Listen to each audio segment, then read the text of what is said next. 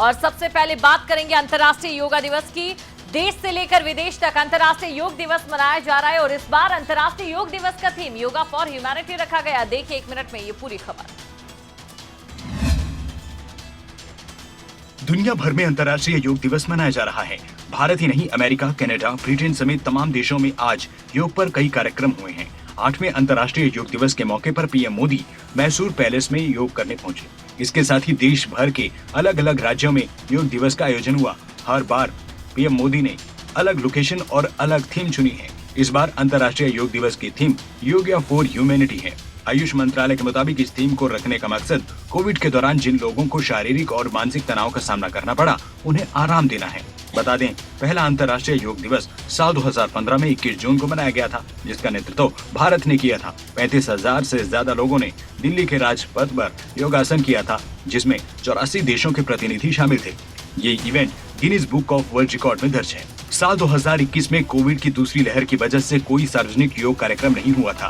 PM Modi और अन्य लोगों के संबोधन के बाद वर्चुअली ही इस दिन को मनाया गया था।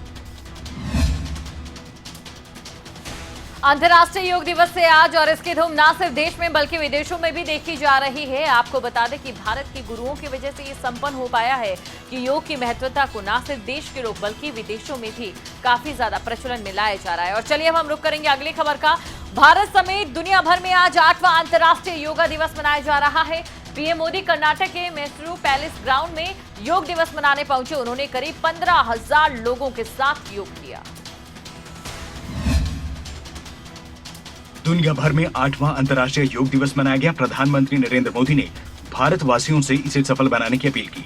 पीएम मोदी योग दिवस के मौके पर कर्नाटक के मैसूर में मौजूद रहे। सुबह 7 बजे मैसूर पैलेस मैदान में योग सत्र का आयोजन हुआ, जिसमें पीएम मोदी के साथ हजारों लोगों ने योग किया। प्रधानमंत्री मोदी ने कहा कि योग हमारे लिए शांति लाता है। योग से शांति सिर्फ व्यक्तियों के लिए नहीं, योग हमारे समाज में शांति लाता है। योग हमारे राष्ट्रों और विश्व में शांति लाता है। पीएम मोदी ने कहा कि मैसूर जैसे आध्यात्मिक केंद्रों ने जिस योग ऊर्जा को सदियों से पोषित किया, आज वो योग ऊर्जा विश्व स्वास्थ्य की दिशा दे रही है। योग वैश्विक सहयोग का पारस्परिक आधार बन रहा है।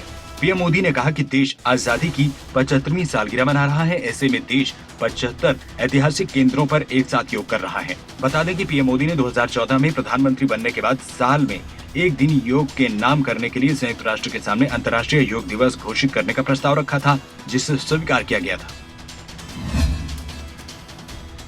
इस दौरान मैसूर में पीएम नरेंद्र मोदी ने कहा कि हम भाग्यशाली हैं, आजादी का 75वां अमृत महोत्सव हम मना रहे हैं और इसी बीच अंतर्राष्ट्रीय योग दिवस भी। रुक करते हैं अगली खबर का। हरियाणा की बात करें तो हरियाणा में योग दिवस का राज्य स्तरीय कार्यक्रम हुआ, जहां भिवानी में आयोजित किया गया और यहां पर सीएम मनोहर लाल ने कई बड़े ऐलान किए। ये ऐलान अग्निपथ योजना से रिटायर होने वाले हरियाणा के युवाओं के लिए है। क्या कुछ उनके ओर से कहा गया, दिखाते हैं आपको 1 मिनट में पूरी खबर। अंतर्राष्ट्रीय योग दिवस पर हरियाणा के मुख्यमंत्री मनोहर लाल ने भी विश्व योग दिवस पर लोगों को योग कर फिट रहने का संदेश दिया। सीएम मनोहर लाल ने भिवानी में योग किया। भिवानी में हरियाणा का राज्य स्तरीय समारोह हुआ। इस दौरान सीएम मनोहर लाल ने कई बड़ी घोषणाएं की हैं। सीएम मनोहर लाल ने ऐलान किया कि अग्निपथ योजना से रिटायर होने वाली हरियाणा के युवाओं को राज्य सरकार नौकरी देगी। पुलिस की नौकरी में प्राथमिकता दी जाएगी। ग्रुप सी में भी अग्निपथ से रिटायर होने वाले युवाओं को प्राथमिकता मिलेगी। कार्यक्रम अंतर्राष्ट्रीय स्तर पर भले ही पारित 177 देशों ने किया हो, लेकिन आज 200 देशों ने इसकी मान्यता इसको मिली है। भिवानी के अलावा हरियाणा के अलग अलग जिलों में योग दिवस मनाया गया। यमुनानगर में योग दिवस कार्यक्रम में कैबिनेट मंत्री कंवर पाल गुर्जर शामिल हुए। यहाँ स्कूली छात्रों ने भी योगा दिवस में शिरकत की। हरियाणा के कई जिलों में योग के क्षेत्र में अच्छा काम करने वाली संस्थाओं और शिक्षकों को सम्मानित किया गया। तो अग्निपथ स्कीम को लेकर भी सीएम मनोहर लाल ने यहां पर योग दिवस के मौके पर कहा कि जो भी अग्निवीर वापस लौटेंगे उन्हें सरकारी नौकरी की गारंटी दी जाएगी। रुक करते हैं अगली खबर का। रोहतक में बीजेपी के राज्यसभा सांसद रामचंद्र जांगड़ा का एक बयान सामने आया। उनका कहना है कि अग्निपथ योजना की जरूरत युवाओं को अपराध, हत्या और नशे से बचाने के लिए पड़ी है। पूरे देश में अग्निपथ योजना का विरोध कर रहे युवाओं को लेकर बीजेपी के राज्यसभा सांसद रामचंद्र जांगड़ा का बयान सामने आया है। राज्यसभा सांसद रामचंद्र जांगड़ा के अनुसार युवाओं को हत्यारा, चोरी, डकैती और अपराधी बनने से बचाने के लिए अग्निपथ योजना लाने की जरूरत पड़ी है। उन्होंने कहा कि जगह जगह पर हर 1 मिनट में दुष्कर्म और हत्या हो रही है। ऐसे में यदि अग्निपथ योजना के तहत 50,000 युवा भी संस्कारी बनकर निकलेंगे तो देश के लिए एक बहुत बड़ी संपत्ति होगी। 1 मिनट में हत्याएं हो जाती हैं, नशे के आदी हो जाते हैं, विभिन्न जगह पर 1 मिनट में बलात्कार हो जाते हैं। 50,000 नौजवान भी सालाना संस्कारित होकर निकलेंगे तो देश के लिए वो बहुत बड़ी पूंजी होगी। राज्यसभा सांसद रामचंद्र जांगड़ा अंतर्राष्ट्रीय योग दिवस के मौके पर रोहतक के राजीव गांधी स्टेडियम पहुंचे थे।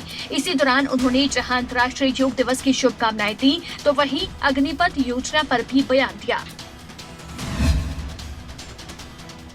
तो राज्यसभा सांसद का यह बयान आया कि लगातार अपराध बढ़ रहा है, तो ऐसे में अग्निपथ स्कीम की जरूरत भी महसूस हो रही है ताकि युवा अग्निवीर बने।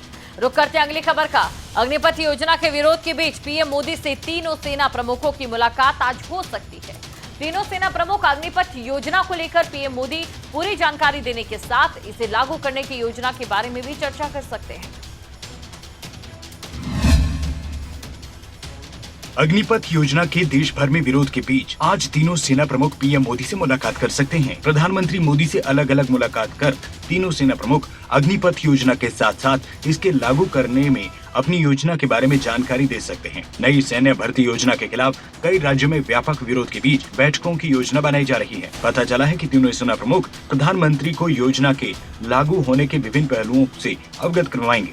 पीएम मोदी और सेना प्रमुखों के बीच बैठकों के बारे में कोई आधिकारिक बयान तो नहीं आया है।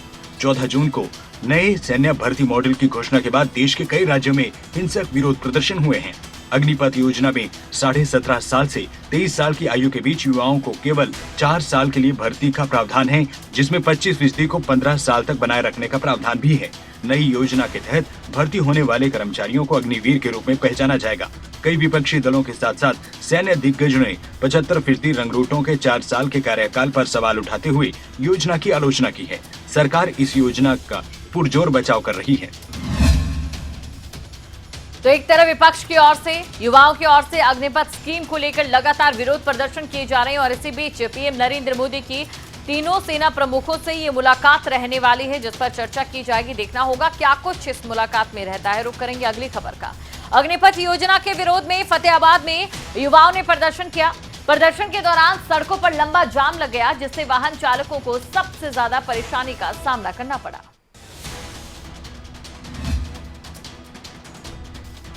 अग्निपथ योजना को लेकर देश में युवाओं का प्रदर्शन लगातार जारी है। इसी कड़ी में फतेहाबाद के अलग अलग जगहों पर प्रदर्शन का दौर देखने को मिला। फतेहाबाद के लाल बत्ती चौक पर सैकड़ों की संख्या में युवा पहुंच गए और जाम लगाकर प्रदर्शन किया। प्रदर्शन की सूचना मिलते ही पुलिस मौके पर पहुंची। हालांकि युवाओं का यह प्रदर्शन शांतिपूर्वक रहा। प्रदर्शन के दौरान सड़क पर लंबा जाम लग गया, जिससे वाहन चालकों को बहुत परेशानियों का सामना करना पड़ा। लाल बत्ती मुख्य शहर में स्थित होने के कारण रोड जाम होने की वजह से चारों तरफ से वाहनों की एंट्री बंद हो गई। वहीं पुलिस ने दूसरे रास्ते के सहारे इन वाहनों को वहां से निकाला।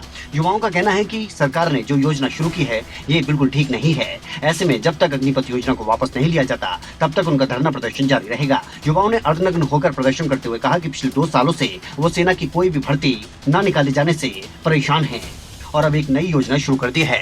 इस योजना के तहत उन्हें 4 साल नौकरी करने के बाद वापस घर भेज दिया जाएगा। प्रदर्शन के दौरान 3 एम्बुलेंस भी गुजरी। जब एम्बुलेंस वहां से गुजरी तो युवाओं ने एम्बुलेंस को रास्ता दिया, जिसकी वजह से एम्बुलेंस संचालकों ने भी राहत की सांस ली। हाल ही में सेना की ओर से प्रेस कॉन्फ्रेंस की गई थी और प्रेस कॉन्फ्रेंस के जरिए ये कहा गया था कि जिस भी युवक के खिलाफ एफआईआर दर्ज होती है, पुलिस वेरिफिकेशन में दंगा फसाद करते हुए जो भी व्यक्ति फेल होता है उसे सेना में जाने का मौका कभी भी नहीं मिलेगा। बावजूद इसके फतेहाबाद में युवाओं की ओर से धरना प्रदर्शन किया गया, तोड़फोड़ भी की गई।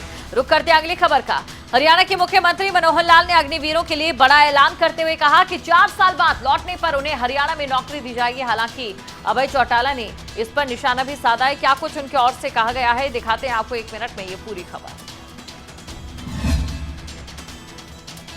अंतर्राष्ट्रीय योग दिवस पर हरियाणा के मुख्यमंत्री मनोहर लाल ने भी विश्व योग दिवस पर लोगों को योग कर फिट रहने का संदेश दिया। सीएम मनोहर लाल ने भिवानी में योग किया। भिवानी में हरियाणा का राज्य स्तरीय समारोह हुआ। इस दौरान सीएम मनोहर लाल ने कई बड़ी घोषणाएं की हैं। सीएम मनोहर लाल ने ऐलान किया कि अग्निपथ योजना से रिटायर होने वाली हरियाणा के युवाओं को राज्य सरकार नौकरी देगी। पुलिस की नौकरी में प्राथमिकता दी जाएगी। ग्रुप सी में भी अग्निपथ से रिटायर होने वाले युवाओं को प्राथमिकता मिलेगी। हरियाणा सरकार की नौकरियों में यानी उनको खपाना, उनको लेना, उनको सुरक्षित नौकरी देना ये बहुत कठिन नहीं है। भिवानी के अलावा हरियाणा के अलग अलग जिलों में योग दिवस मनाया गया। यमुनानगर में योग दिवस कार्यक्रम में कैबिनेट मंत्री कंवर पाल गुर्जर शामिल हुए। यहाँ स्कूली छात्रों ने भी योगा दिवस में शिरकत की। हरियाणा के कई जिलों में योग के क्षेत्र में अच्छा काम करने वाली संस्थाओं और शिक्षकों को सम्मानित किया गया। तो यहाँ पर भी योग दिवस कार्यक्रम का आयोजन किया गया। आज आपको बता दें कि पूरी दुनिया में अंतर्राष्ट्रीय योग दिवस मनाया जा रहा है। रुक करेंगे अब हम अगली खबर का। महाराष्ट्र के विधान परिषद चुनावों के बाद उद्धव सरकार में बड़ी बगावत होती दिखाई दे रही है। शिवसेना के मंत्री एकनाथ शिंदे चुनावों के बाद से शिवसेना के संपर्क में नहीं है और ऐसे में शिवसेना के लिए मुश्किल बढ़ती दिखाई दे रही है। महाराष्ट्र सरकार पर संकट के बादल दिखाई दे रहे हैं। दरअसल शिवसेना के मंत्री एकनाथ शिंदे विधान परिषद चुनावों के बाद से शिवसेना के संपर्क में नहीं है और ये मुश्किल इसलिए भी बड़ी है क्योंकि वो अकेले नहीं गायब हुए हैं, बल्कि उनके साथ 25 और विधायक शिवसेना के संपर्क में नहीं है, जिसके बाद अब उद्धव ठाकरे सरकार की मुश्किलें बढ़ गई हैं। वहीं अब बीजेपी के नेता किरीट सोमैया ने बड़ा दावा करते हुए कहा, उद्धव ठाकरे की उल्टी गिनती शुरू हो गई है।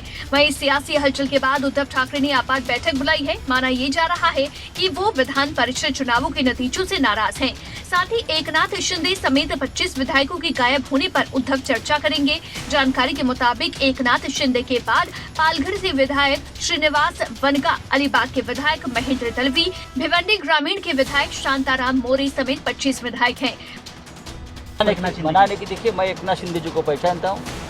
वो ऐसे व्यक्ति है, वो बिना शर्त एक शिवसैनिक के नाते अपने घर वापस आ गए।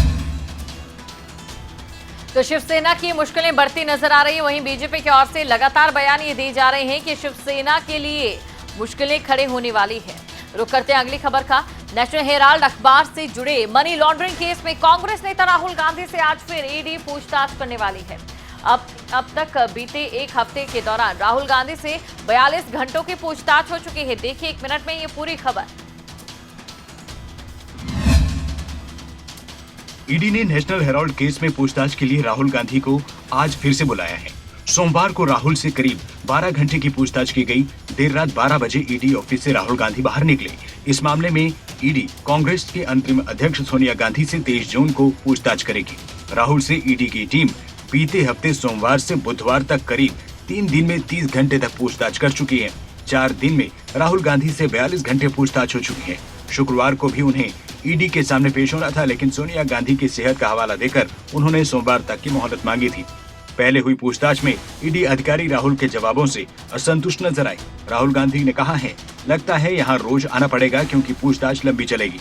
नेशनल हेराल्ड केस में राहुल के अलावा सोनिया गांधी, सुमन दुबे, सैम पिट्रोडा भी आरोपी हैं। 2 आरोपी ऑस्कर फर्नांडिस, मोतीलाल वोरा का निधन हो चुका है। कांग्रेस नेताओं ने सोमवार को जंतर मंतर पर राहुल से पूछताछ के साथ अग्निपथ योजना का विरोध किया है। राहुल गांधी से ईडी की पूछताछ के खिलाफ कांग्रेस देश भर में प्रदर्शन कर रही है। दिल्ली के जंतर मंतर पर सत्याग्रह में मल्लिकार्जुन खड़गे, सलमान खुर्शीद, के सुरेश, वी नारायणसामी जैसे नेता शामिल रहे। तो ईडी की तरफ से राहुल गांधी से अब तक 44 घंटे से ज्यादा पूछताछ की जा चुकी है। लेकिन वहीं दूसरी तरफ कांग्रेस लगातार नेशनल हेराल्ड मामले में राहुल गांधी का नाम आने पर बीजेपी सरकार पर सवाल उठा रहा है। रुक करेंगे अगली खबर का। जम्मू कश्मीर में सुरक्षा बलों ने 24 घंटे के अंदर 5 आतंकी मार गिराए। सुरक्षा बलों और आतंकियों के बीच कुलगाम, कुपवाड़ा और पुलवामा में मुठभेड़ हो गई थी। देखिए रिपोर्ट। कश्मीर में 24 घंटे के अंदर सुरक्षा बलों और दहशतगर्दों के बीच तीसरी मुठभेड़ हो गई। ताजा मामला पुलवामा का है। यहां हुई मुठभेड़ में सुरक्षा बलों ने एक आतंकवादी को मार गिराया। कश्मीर जोन की पुलिस ने बताया कि पुलवामा के चटपुरा इलाके में मुठभेड़ हुई थी।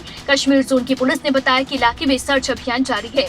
बता दें कि इससे पहले रविवार को कुलगाम और कुपवाड़ा में हुए 2 एनकाउंटर में सुरक्षा बलों ने 4 आतंकियों को मार गिराया था। तीसरी मुठभेड़ रविवार देर रात हुई। इससे पहले 2 दहशतगर्द कुपवाड़ा और 2 कुलगाम में मारे गए, जम्मू कश्मीर पुलिस ने बताया कि एनकाउंटर में मारा गया एक दहशतगर्द लश्कर तैयबा का मेंबर है, जो कि पाकिस्तान का रहने वाला था। वो प्रतिबंधित आतंकी संगठन लश्कर तैयबा से जुड़ा हुआ था। कश्मीर के आईजी ने कहा कि जब सुरक्षा बल अभियान के तहत ठिकानों की तलाशी ले रहे थे तो आतंकवादियों ने सुरक्षा बलों की टुकड़ी पर फायरिंग कर दी। इसके बाद सुरक्षा बलों ने जवाबी कार्रवाई की। अलग अलग 2 मुठभेड़ों में 4 आतंकवादी मारे गए। इससे पहले सुरक्षा बलों ने जम्मू कश्मीर के कुलगाम में मुठभेड़ के दौरान जम्मू के स्कूल की एक शिक्षक रजनी बाला की हत्या करने वाले 2 आतंकवादियों को मार गिराया था। सुरक्षा बलों ने 5 आतंकी ढेर कर दिए हैं और लगातार सेना का सर्च ऑपरेशन जारी है। रुक करेंगे अगली खबर का। पानीपत में 8 साल के मासूम बच्चे का अपहरण हो गया। अपहरणकर्ताओं ने 15 लाख की फिरौती की मांग की है। वहीं पुलिस मामले की जांच में जुट चुकी है। देखिए रिपोर्ट। पानीपत से 8 साल के मासूम बच्चे के अपहरण का मामला सामने आया है। बच्चे का अपहरण करने के बाद अपहरणकर्ताओं ने 15 लाख की फिरौती मांगी है। वहीं पुलिस मामले की जांच में जुट गई है। तो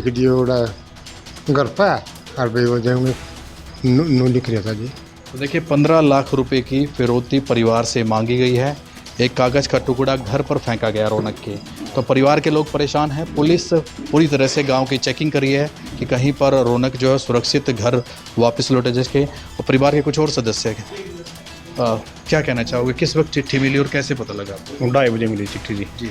11 बजे तक बच्चा यहीं खेल रहा था। 2:30 बजे उसकी मम्मी ऊपर से आई घास करने के लिए, तो उसने उठाई वो चिट्ठी। मामले में पुलिस को अपहरण वाली चिट्ठी भी मिली है। पुलिस को परिवार के जानकार पर भी शक है। बराना से हुए बच्चे के अपहरण के मामले में अब पुलिस लगातार जांच में जुटी है। देखना होगा कि कब पुलिस के हाथ आरोपी आते हैं। हैरान कर देने वाला मामला ये सामने आया है, जहां पर एक मासूम का अपहरण कर लिया जाता है और फिरौती की मांग की जाती है। चलिए रुक करेंगे अगली खबर का।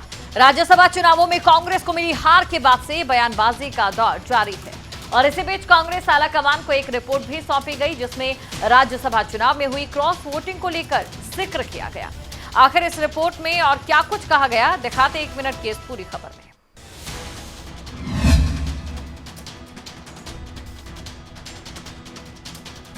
हरियाणा की 2 राज्यसभा सीटों पर हुए चुनावों में कांग्रेस को हार का सामना करना पड़ा है, जिसके बाद से पार्टी के तमाम नेताओं की प्रतिक्रियाएं सामने आ रही हैं।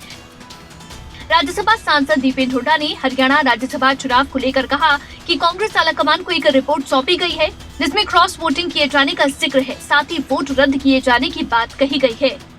गौरतलब है कि राज्यसभा चुनावों में कांग्रेस के नेताओं ने अजय माकन को विजयी बनाने के लिए तमाम कोशिशें की थी, लेकिन कुलदीप बिश्नोई की नाराजगी और वोट रद्द ने कांग्रेस को हार का मुंह दिखाया।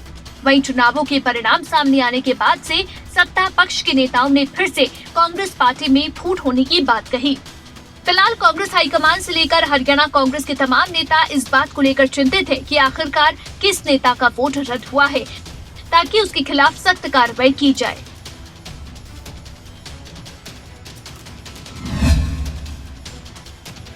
तो कांग्रेस आलाकमान को रिपोर्ट सौंपी गई है। आपको बता दें, राज्यसभा चुनावों में हरियाणा कांग्रेस को बहुत बड़ा झटका लगा था। रुक करते हैं अगली खबर का। पंजाबी सिंगर सिद्धू मूसेवाला की हत्या के मामले में दिल्ली पुलिस ने 2 शूटर्स को गिरफ्तार किया। ये वही 2 शूटर्स हैं जिन्होंने मूसेवाला पर फायरिंग की थी। देखिए रिपोर्ट। पंजाबी सिंगर सिद्धू मूसेवाला की सनसनीखेज हत्या मामले में दिल्ली पुलिस की स्पेशल सेल को बड़ी कामयाबी मिली है। पुलिस ने शूटरों के एक मॉड्यूल हेड समेत 2 मुख्य शूटरों को गिरफ्तार किया है। पुलिस ने इनके पास से बड़ी संख्या में हथियार और विस्फोटक बरामद किए गए हैं। गिरफ्तार किए गए आरोपी वही शूटर हैं जिन्होंने मूसेवाला पर गोलियां चलाई। बताया जा रहा है ये लॉरेंस बिश्नोई गैंग से जुड़े थे, जिनका आपराधिक इतिहास है। मूसेवाला हत्याकांड के बाद गैंगस्टर लॉरेंस बिश्नोई ने दिल्ली पुलिस की पूछताछ में कबूल किया था कि मूसेवाला को उसके गैंग नहीं मरवाया। हालांकि इसमें उसका हाथ नहीं है। बिश्नोई ये भी कह चुका था कि उसे मूसेवाला हत्याकांड के बारे में टीवी में ही देखकर पता चला। लॉरेंस बिश्नोई इन दिनों पंजाब पुलिस की गिरफ्त में है। पंजाब पुलिस 14 जून को लॉरेंस को गिरफ्तार कर 1 दिन की ट्रांजिट रिमांड पर पंजाब ले गई थी। पंजाब पुलिस ने दिल्ली के पटियाला हाउस कोर्ट में दलील दी थी कि इस मामले में जांच के दौरान पता चला है लॉरेंस बिश्नोई सिद्धू मूसेवाला हत्याकांड का मुख्य साजिश करता है और उससे हिरासत में पूछताछ जरूरी है। तो सिद्धू मूसेवाला हत्याकांड को लेकर रोज नए खुलासे होते जा रहे हैं। जो शूटर्स थे उन्हें पुलिस की ओर से गिरफ्तार कर लिया गया है। रुक करेंगे अगली खबर का। हमीरपुर में बीजेपी का त्रिदिवसीय सम्मेलन हुआ और इसमें हिमाचल चुनाव को लेकर मंथन किया गया। इस दौरान सीएम जयराम ने नेता विपक्ष मुकेश अग्निहोत्री पर निशाना साधा।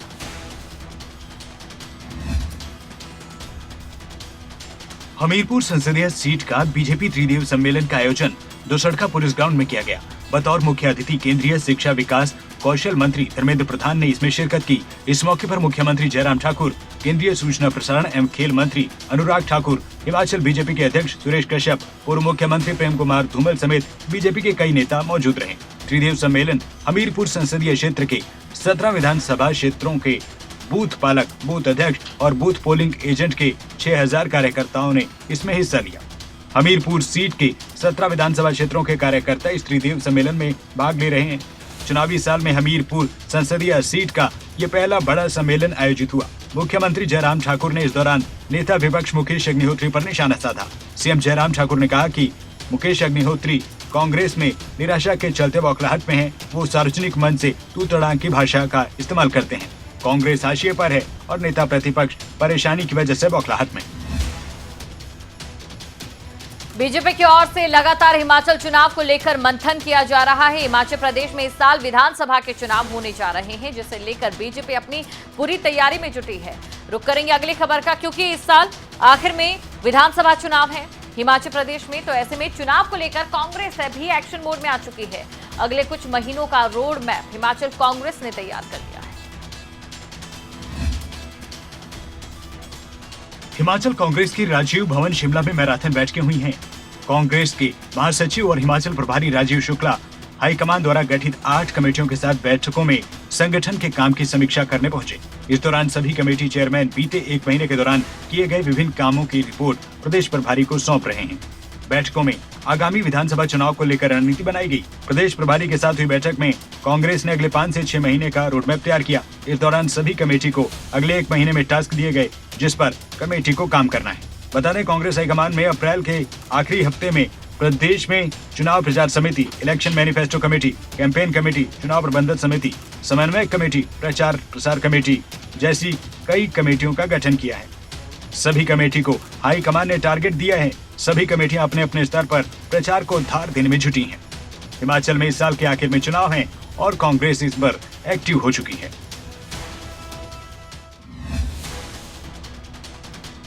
इस साल हिमाचल प्रदेश में विधानसभा चुनाव होने जा रहे हैं। ना सिर्फ बीजेपी, ना सिर्फ कांग्रेस, बल्कि आम आदमी पार्टी भी मैदान में दिखाई दे रही है। रुक करेंगे अगली खबर का। कोरोना के प्रकोप के बीच उत्तर कोरिया में आंतों की बीमारी की वजह से नई महामारी फैल रही है, जो चिंता का विषय है। देखिए 1 मिनट में ये पूरी खबर।